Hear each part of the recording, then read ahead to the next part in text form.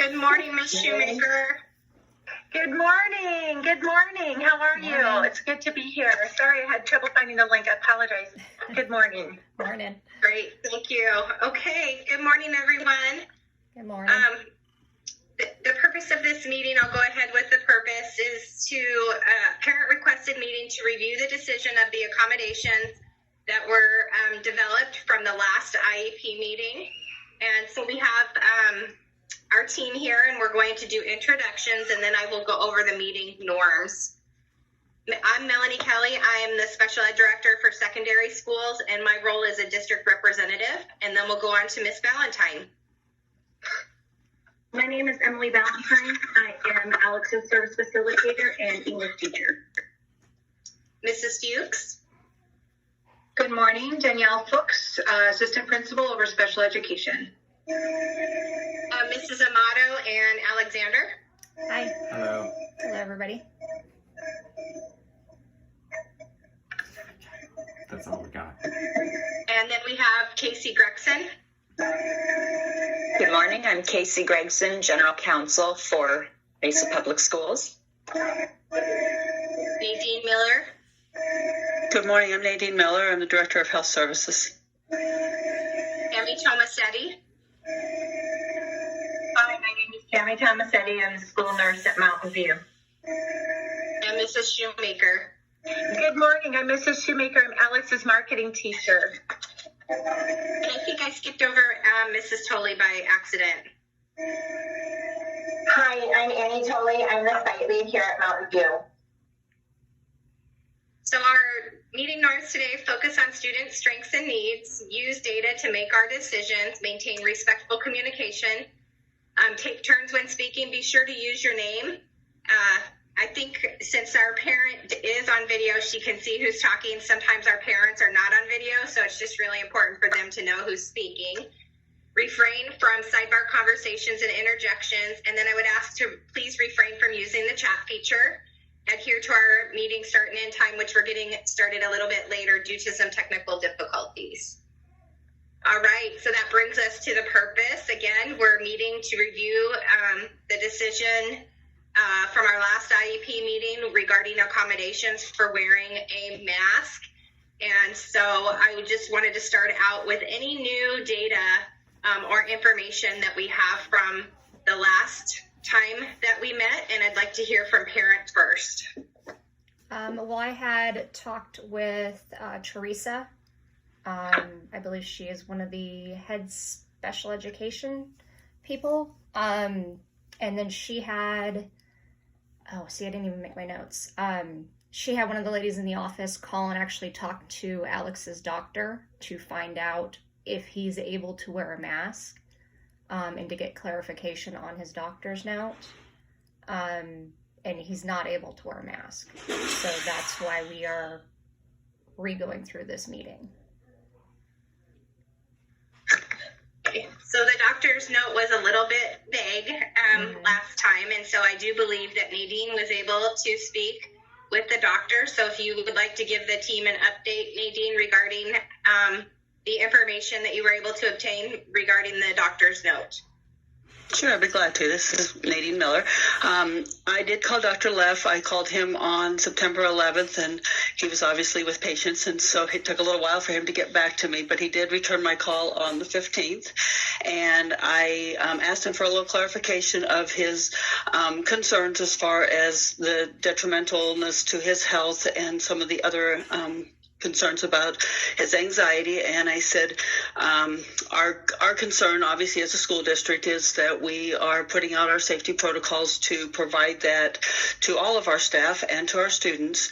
And I said, is there some accommodations that we can make? And he said, well, what kind of accommodations are they? And I told him the things that were addressed in the last meeting with mask breaks and an area to be outside and things like that. And he said that he felt like those were reasonable accommodations and he was okay with those decisions. With just him wearing a mask, because he can't wear a mask, so I'm confused. The accommodations that I talked with about was wearing a face shield with a mask, being able to have mask breaks for a minute to 2 minutes as needed, to be able to have a break into the back area where maybe there was an area that he was separated 6 feet, that he could have that, being able to be outside for a mask break if he needed it. We talked about wearing the mask, obviously, when we were in close exposure on the bus, walking through the hallways, things like that, where our expectation is that all students will wear a mask, and he had no concerns for that. Okay, because that's not what I had talked with Teresa about last week. It was that he was going to be wearing the face shield, and then he was going to have one of those trifolds at his desk. He did not mention any of those. I mentioned what we had discussed, and he said that those accommodations he felt would work. Okay, because he can't wear the mask. The masks trigger his panic attacks and anxiety.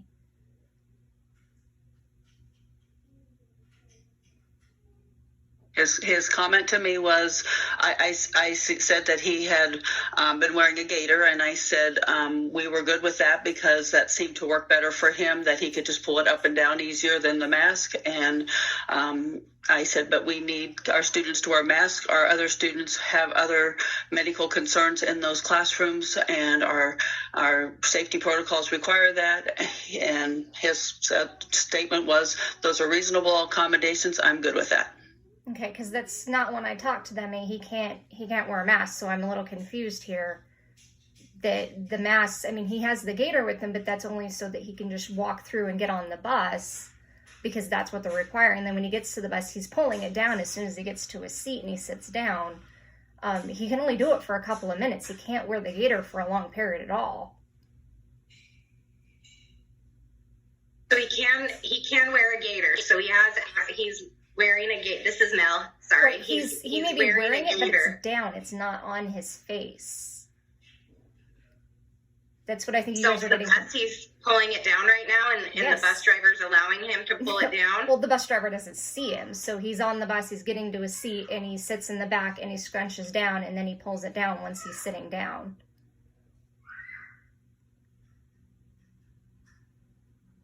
So how long can he tolerate having the gaiter on?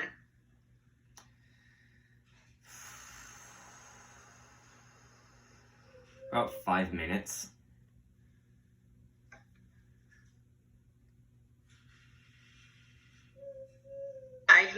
In wearing the mask. And that's when you need a break? Yeah. And then you can pull it back up again? No. I have to at least calm myself down before I can put it back on, and usually, depending on how severe it is at times, that takes at least a minute at most, or least, I don't know. It's always random on how long it takes for me to calm down. Mm-hmm. I'm not quite sure where to go from here. Given that we did get clarification from the doctor, do we want to consider in that accommodation, it is listed as 2 minutes. Does he need a little bit more time to recuperate after pulling the mask down? But how is that fair? I mean, you're forcing him to knowingly get panic attacks. I mean, I'm just a little concerned that my doctor, he didn't say that. I mean, what the accommodations report, when I talked to Teresa, I mean, if somebody can get her on here, is that he was going to be wearing the face shield, and then he would have a trifold at his desk, and that would be when he's in English and when he's in marketing, that he would have a trifold, the clear trifolds at his desk. I mean, I have the call recorded. I can play the call if you like.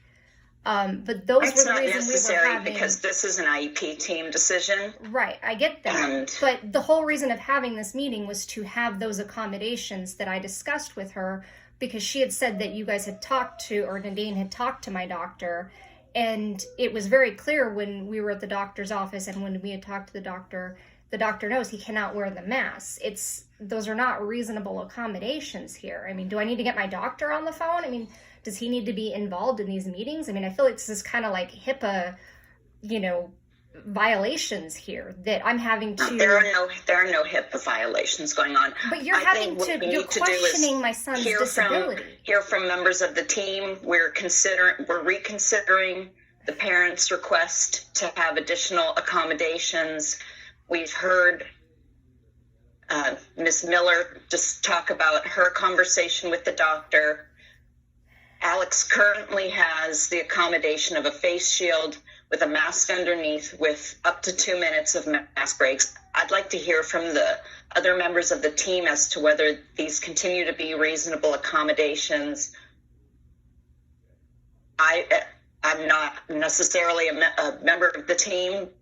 I'm here to keep the meeting compliant and legal, but my feeling is that these are reasonable accommodations. We've also offered How is that full reasonable? remote learning as an accommodation. He can't do the online learning. He's struggling with it already. He needs extra clarification because he needs the verbal clarification that is in his IEP. He needs that extra in-person clarification on instructions. He has problems with reading and comprehending, and now I'm being told that panic attacks, or you guys just don't consider them a disability, do not consider them a medical condition, because the ADA does. And I have a lawyer on this. So if I'm going to send him to school. We have already determined under the IDEA that Alex is a child with a disability. Okay. We have offered reasonable accommodations as required by the IDEA. We're currently discussing whether the accommodations that are in his IEP continue to be reasonable, or whether we need to consider additional accommodations. Okay, I'm saying he needs additional accommodations. It needs to be where he's allowed to wear a face shield. We will do the trifold at the desk, and he needs to be allowed to wear just the face shield on the bus. It is not fair to him. And we are currently going to consider your requests, but ultimately this is an IEP team decision and not a unilateral decision. The district members of this team have to consider the health and safety of other students and staff. What about the health and safety of my son? What about his mental health and the anxiety and stress this has caused him, this whole situation? What about that? We're considering that. So I'm going to turn it over to Miss Valentine. I know she spoke last time, our special education teacher. And do you just want to talk a little bit about, first of all, has he returned to modified in person? Alex has not returned to modified in person. He's been joining me on the internet during class time. Okay. Did you work with him last semester when he was in person? Yes, I've worked with him. This is my 3rd year with Alex. And I taught him last year, and I'm teaching him again this year. Okay. So what are your, regarding the new information from the doctor, the interpretation of the information regarding the doctor's notes, what, do you still feel that the accommodations that were discussed during the last meeting are appropriate?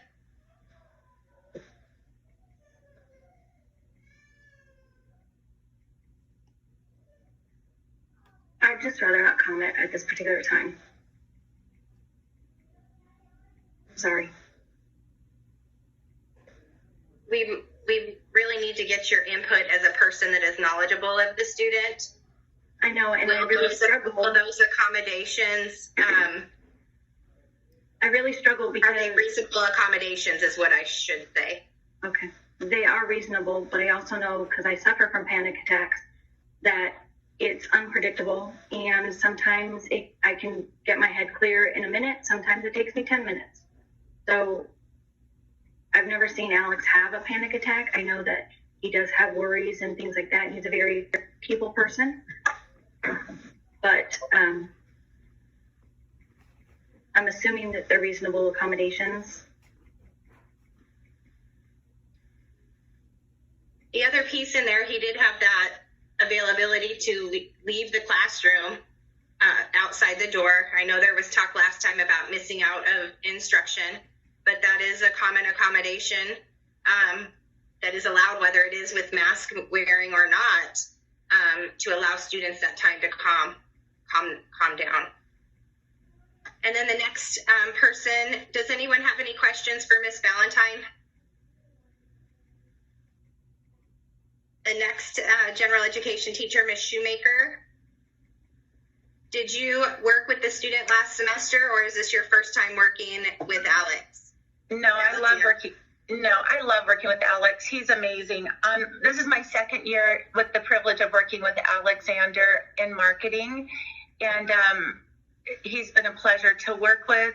He's a hard worker, and what did you want me to comment on? I'm sorry. Specifically, what? Just if given the new information, the interpretation of the information from the doctor's note that we discussed last time, do you feel that those are reasonable accommodations, or should additional considerations be included, discussed?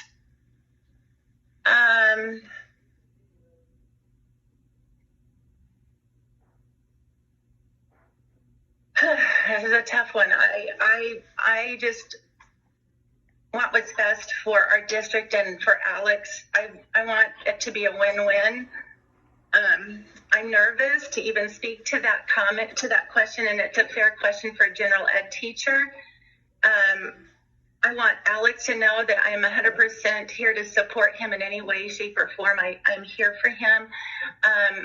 During this remote time, Alex, I was going to ask you if you would be available on Wednesdays at a specific time, and we can connect through WebEx and talk through the lesson, and then I can provide tutoring and specifically to any questions you might have, and make accommodations and eliminate certain assignments that might be too much. Although I've lightened the load tremendously, especially this week with just one assignment, and I'd be happy to do that with you on Wednesday. Tomorrow, if that would work for you, I'd love to provide extra support for you. Okay, that works. I have a 10 o'clock meeting with I have an 8 o'clock faculty meeting, a 10 o'clock with Melissa and Caleb for our DECA leadership team, and then would 11 o'clock work for you tomorrow, Alex? No, that's when we have to go to EVIT. Okay, what's a good time for you, Alex?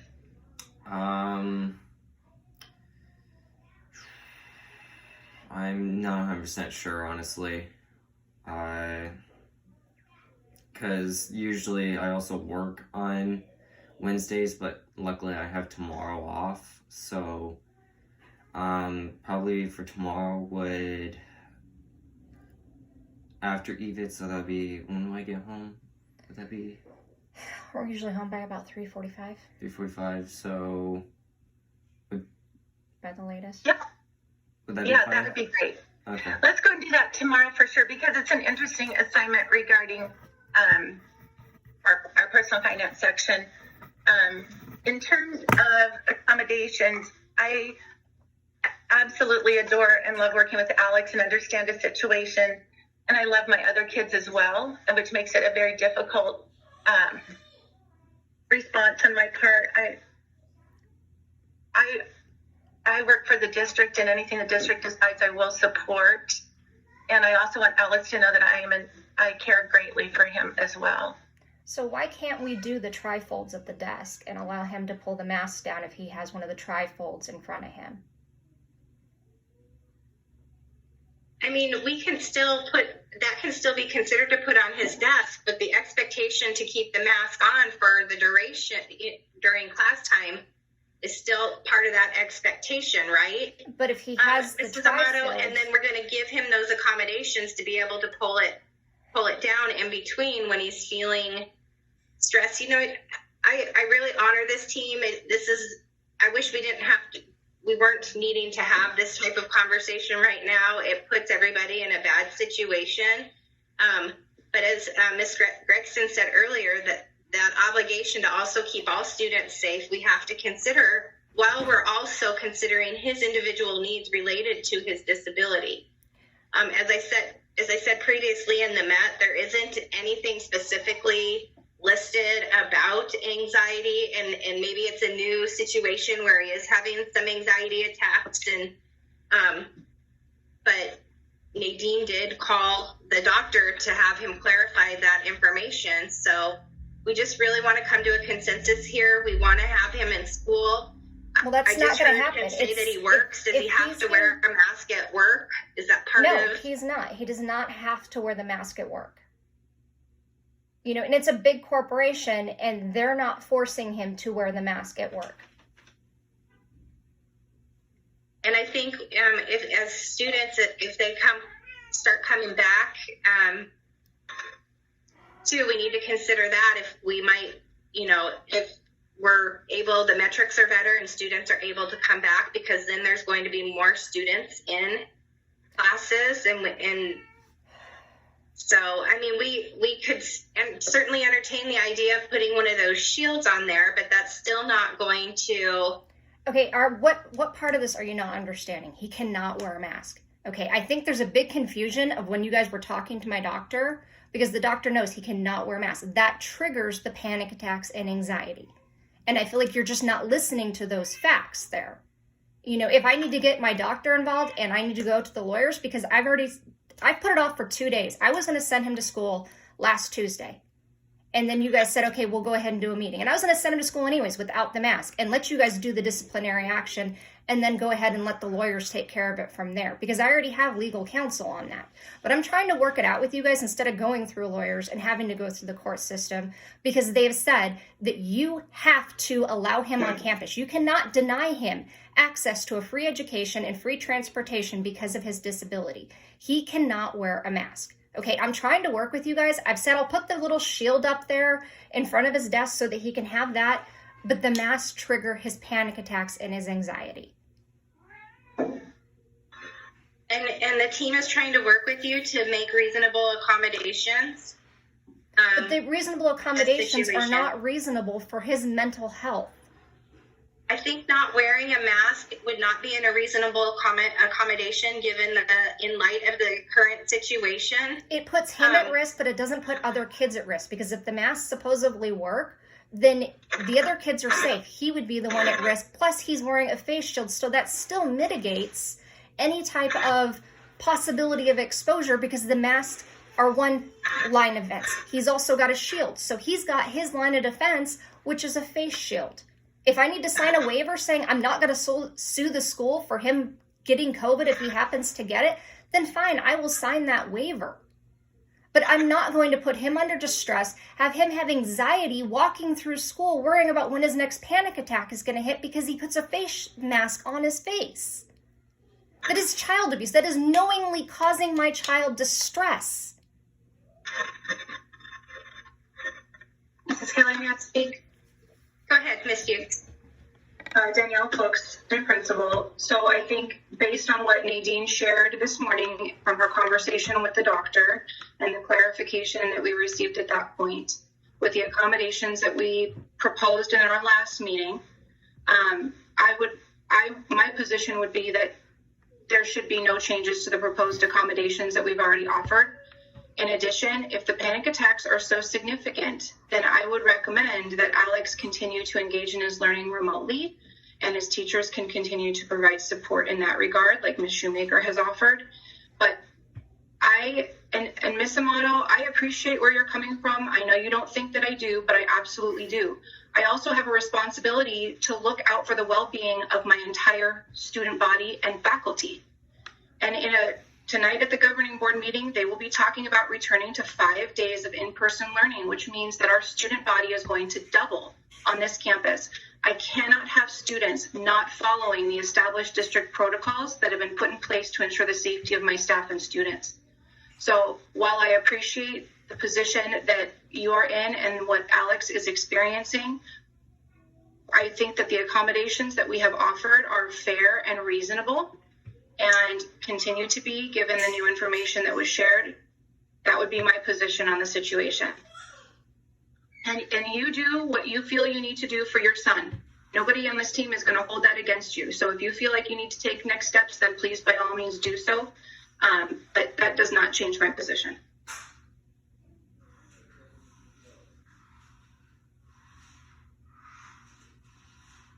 Is there anybody else on the team that feels differently?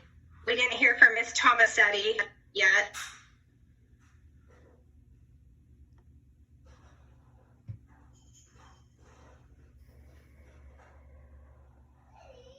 Tammy, if you're trying to speak, you're muted still. Can you hear me now? Yes, okay. This is Tammy Tomasetti. I also agree that our last meeting's accommodations are appropriate, especially after Ms. Miller spoke to the doctor and he was in concurrence with that. So like Ms. Fuchs, I agree that we have to protect everyone. And that is that what Mesa Public School is trying to do, and that's that everyone should be wearing masks.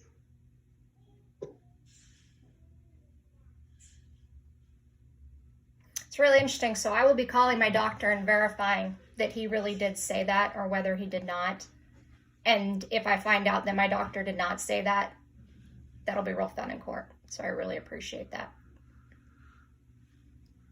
Okay, it appears that with the exception of Mrs. Pride, we have achieved consensus that the accommodations that were set forth in the previous IEP are reasonable, and those will continue to be offered unless anybody has anything else to say. Can my doctor Mel, send I an email? believe you will be preparing a prior written notice to document what was discussed in this meeting, and that will be provided to Mrs. Pride along with an additional copy of her procedural safeguards. Yes, I will get that done today. And Mrs. Pride, I'll go ahead and continue leaving Alex as a remote learning student. If at any time you change your mind, please just let me know. Yep, And either that or we'll be unenrolling change in him. the system. Yep, or we'll just be unenrolling him. So that is fine. Thank you, everyone, for meeting today and sharing your input. I think that concludes this meeting. I will be issuing the prior written notice along with your procedural safeguards. Thank you. Thank you, Ms. Kelly. Thank you.